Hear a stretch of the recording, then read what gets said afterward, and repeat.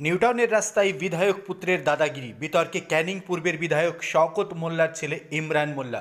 অভিযোগ, বেপরোয়া গতিতে গাড়ি চালানোর প্রতিবাদ করায় একজন ফুড ডেলিভারি বয়কে হকি স্টিক দিয়ে বেধড়ক মারধর করতে থাকেন বিধায়ক পুত্র আর তার সঙ্গীরা। ঘটনা যখন জানাজানি হয়ে যায়, কিছুক্ষণের মধ্যেই ওই এলাকা থেকে আরও প্রচুর পরিমাণে ডেলিভারি বয় ঘটনাস্থলে চলে আসেন। এসে বিধায়ক পুত্র ইমরান মোল্লা উপরে চড়াও হন। উত্তম মধ্যম দেওয়ার আগেই বেগতিক বুঝে এলাকা থেকে চম্পট দেন বিধায়ক পুত্র ইমরান মোল্লা। এই ঘটনায় পুলিশে অভিযোগ দায়ের করা না হলেও পুলিশ ঠিক কী ঘটনা ঘটেছে তা খতিয়ে দেখার আশ্বাস দিয়েছেন। বিধায়ক পুত্রের তার সঙ্গীদের দাদাগিরির ভিডিও ইতিমধ্যে ভাইরাল হয়েছে।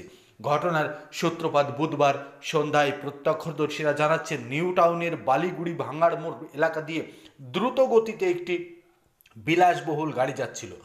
শওকত মোল্লার ছেলে ইমরান মোল্লা ছিল এই গাড়িতে। ইমরানের বেশ কয়েকজন সঙ্গীও ছিল। দ্রুত গাড়ি চলতে চলতে আচমকায় দাঁড়িয়ে যায় গাড়িটি। এর ফলে গাড়ির পিছনে মোটরসাইকেলের ধাক্কা একজন ডেলিভারি বয় কোনো ক্রমে দুর্ঘটনার হাত থেকে রক্ষা পান। অভিযোগ, ওই ডেলিভারি বয় এভাবে গাড়ি চালানোর প্রতিবাদ করতেই গাড়ি থেকে নেমে আসেন ইমরান এবং তার সঙ্গীরা।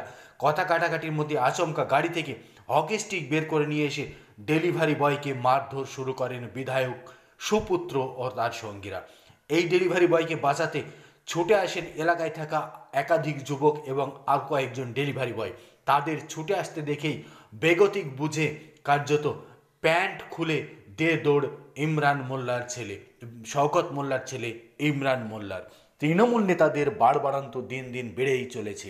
যে কোনো জায়গায় তৃণমূল নেতাদের দাদাগিরি, ডেলিভারি বয় থেকে শুরু করে সাধারণ মানুষ প্রত্যেকের উপর প্রতিনিয়ত ঘটছে। এর তীব্র প্রতিবাদ জনমানসে হওয়া অবশ্যই প্রয়োজন।